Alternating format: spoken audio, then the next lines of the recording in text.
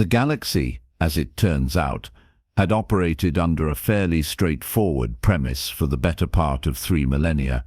The strong hunted the weak cowered appropriately, and everyone generally understood their place in the cosmic food chain. It was a system that worked beautifully, provided you happened to be perched comfortably at the top of said chain. The Zephyrian Empire had claimed that coveted apex position through a combination of superior firepower, ruthless efficiency, and an almost artistic dedication to the hunt. Standing nearly 10 feet tall on digitigrade legs, with elongated skulls crowned by razor-sharp bone ridges and arms that terminated in retractable talons, they were evolution's answer to the question, what if we made something specifically designed to terrify everything else in the universe?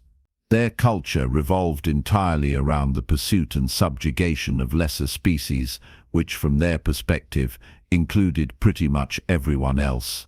They hunted not for sustenance. Their advanced technology had long since solved such mundane concerns, but for the pure, unadulterated joy of proving their superiority. It was sport elevated to an art form, and they were the galaxy's undisputed masters. The Zephyrians had established hunting preserves on dozens of worlds, carefully managing populations of various species, like some cosmic game warden with delusions of grandeur. They had their preferred prey.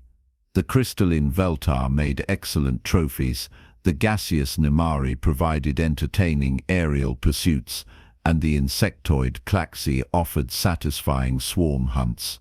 Each species had learned, through bitter experience, to accept their role as entertainment for their betters. This system had achieved a sort of terrible equilibrium until humanity stumbled onto the galactic stage with all the grace of a drunk tourist wandering into a lion's den. The humans were, by Zephyrian standards, laughably inadequate. Standing barely 6 feet tall, possessed of only the most rudimentary natural weapons, and lacking any obvious predatory adaptations, they appeared to be little more than another addition to the hunting catalogue. Commander Vexthul, the Empire's most celebrated hunt leader, had reviewed the preliminary reports with the kind of dismissive amusement typically reserved for watching small children play with toy weapons. Bipedal mammals, he had mused to his hunting party, his translator rendering his chittering language into something approximating contempt. No claws, no fangs, no natural armor. They use primitive projectile weapons and basic energy shields. Their reaction time is adequate, but their physical capabilities are quaint. The decision to add humans to the hunting roster was made with all the consideration one might give to choosing between two equally appetizing meals. It was simply time for some fresh sport. The first hunt was scheduled to be a standard affair: target a human colony ship in transit, disable it, collect specimens for the hunt proper, and dispose of the remainder. Simple, efficient, and sporting enough to provide adequate entertainment. Commander Vexthul assembled his finest hunters, their sleek vessels bristling with weapons designed more for precision than destruction. After all, one didn't obliterate one's prey entirely. That would be wasteful. The human colony ship Perseverance was cruising through a relatively quiet sector when the Zephyrian hunting fleet materialized around it like some nightmare made manifest. The humans responded exactly as expected: panicked communications, desperate evasive maneuvers, and the universal prey response of running as fast as their limited technology would allow. Vexthul watched the proceedings with professional satisfaction as his hunters disabled the human vessel's engines with surgical precision.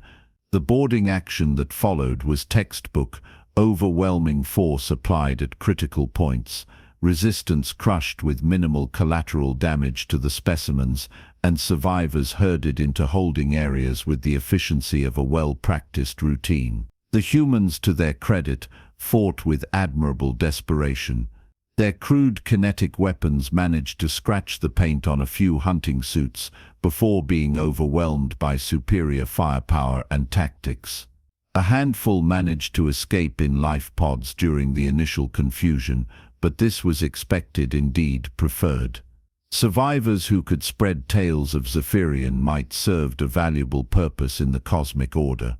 Adequate sport, Vexthull pronounced as his hunters sorted through their captives.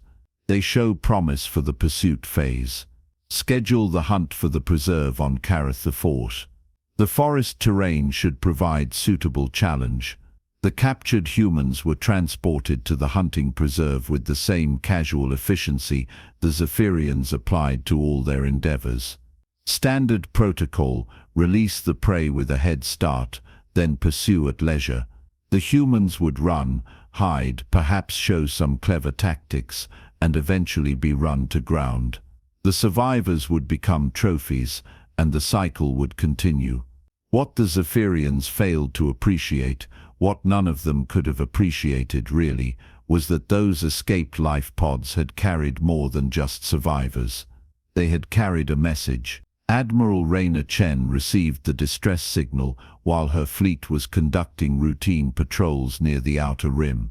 The transmission was fragmented, corrupted by jamming and distance, but the essential details came through with crystalline clarity. Humans had been attacked, captured, and were being hunted for sport by an unknown alien species. The human response to this information was not, as the Zephyrians might have expected, a careful diplomatic inquiry or a cautious intelligence-gathering mission. The human response was to immediately mobilize every available military asset and begin planning what could only be described as a comprehensive education program designed to teach apex predators a lesson they would never forget. Admiral Chen stood before her assembled fleet commanders, her expression carrying the kind of cold fury that suggested someone had made a very serious mistake. Ladies and gentlemen, it appears we've encountered our first interstellar bullies. They seem to be operating under the assumption that humanity makes suitable prey. The laughter that rippled through the briefing room carried no humor whatsoever. Human military doctrine, as it happened, operated on several principles that the Zephyrians would have found profoundly disturbing had they bothered to research them. Chief among these was the concept that any attack on humans, anywhere, constituted an attack on humanity as a whole. This was not mere sentiment, it was encoded into the very structure of human space forces, an institutional commitment to the idea that no aggression against their species would ever go unanswered. The Zephyrians hunted for sport, following rigid patterns that had served them well for centuries. Humans, by contrast, had spent their entire evolutionary history learning to hunt for survival, and survival had taught them to be creative, adaptive, and utterly relentless in pursuit of threats to their existence. Within 48 hours of receiving the distress call, Admiral Chen's fleet had tracked the Zephyrian hunting party to their preserve world. What followed was not a rescue mission, it was a demonstration. The Zephyrian orbital installations detected the human fleet's arrival with sensors calibrated to identify new prey, not hostile forces of comparable technological capability.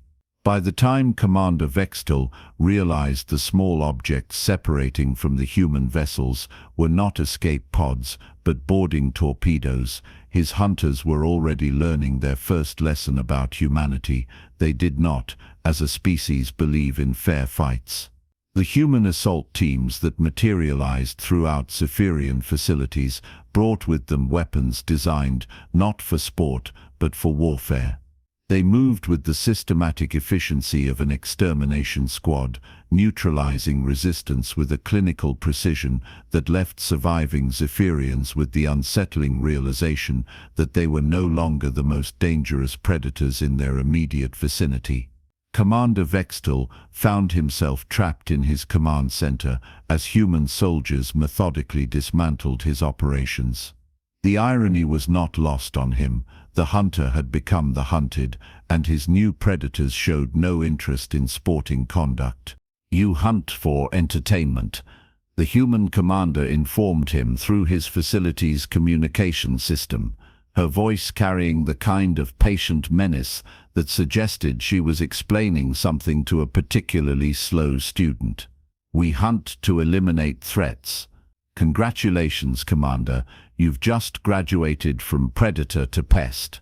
The rescue of the human captives was accomplished with embarrassing ease. The Zephyrian hunting preserve, designed to contain prey that would eventually submit to superior force, proved wholly inadequate for restraining a species that treated impossible odds as a personal challenge rather than a reason to surrender.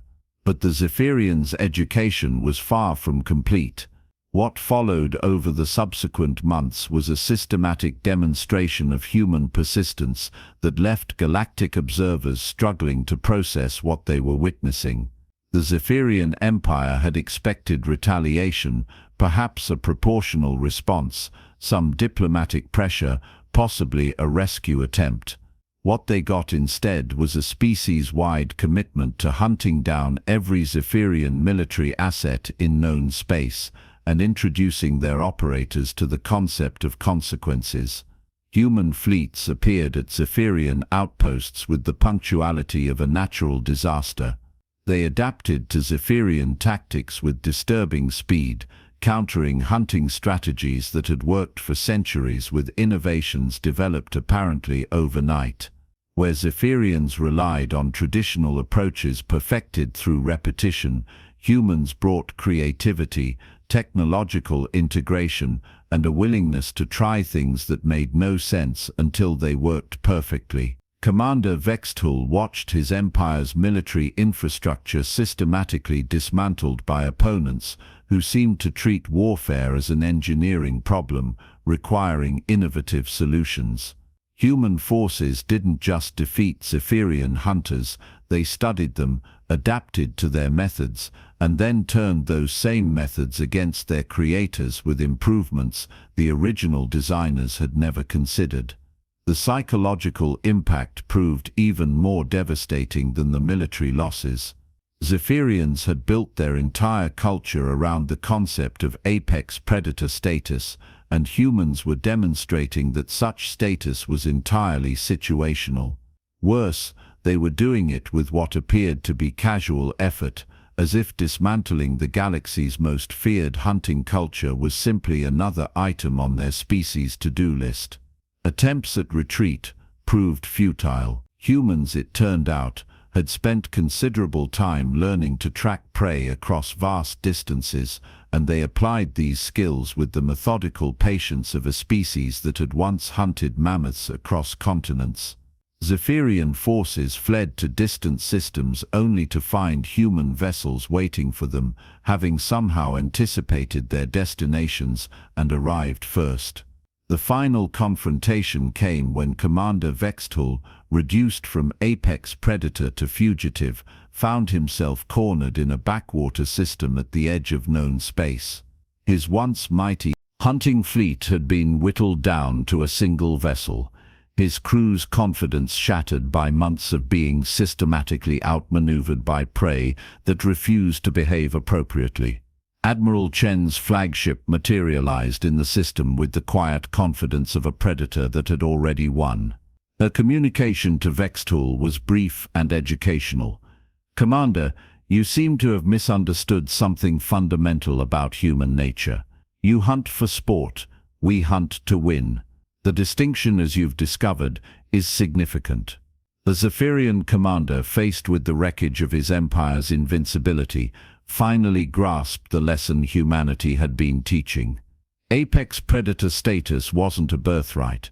It was a temporary condition, subject to revision when something more dangerous entered the ecosystem. As Vextul's vessel surrendered to Admiral Chen's fleet, he reflected on the galaxy's new order. The Zephyrian Empire had ruled through fear and superior force, maintaining their position through careful management of their hunting preserves and the systematic intimidation of lesser species. Humanity, apparently, had different ideas about how the food chain should operate. The galaxy learned through subsequent events that humans did not hunt for sport, did not maintain preserves, and showed no interest in managing other species for entertainment. They did, however, demonstrate an almost pathological commitment to tracking down anyone who made the mistake of treating them as prey. The cosmic food chain, as it turned out, had been due for a revision. The Zephyrians had simply provided the catalyst for humanity to assume their new position at the top, where they implemented a remarkably simple policy: hunt humans, and humans would hunt you back. The difference was that humans never stopped hunting until the lesson was thoroughly understood. The galaxy's new apex predators, it seemed, had a very different definition of sporting conduct. And Commander Vextool, in his detention cell aboard Admiral Chen's flagship, finally understood why his species' hunting culture had proven so inadequate against opponents who treated survival not as a game, but as a profession they had been practicing for millennia. The irony was almost artistic. The galaxy's former apex predators had been educated by their intended prey about the difference between hunting for sport and hunting to win. It was a lesson they would have ample time to contemplate, assuming humanity ever decided they had learned it sufficiently well.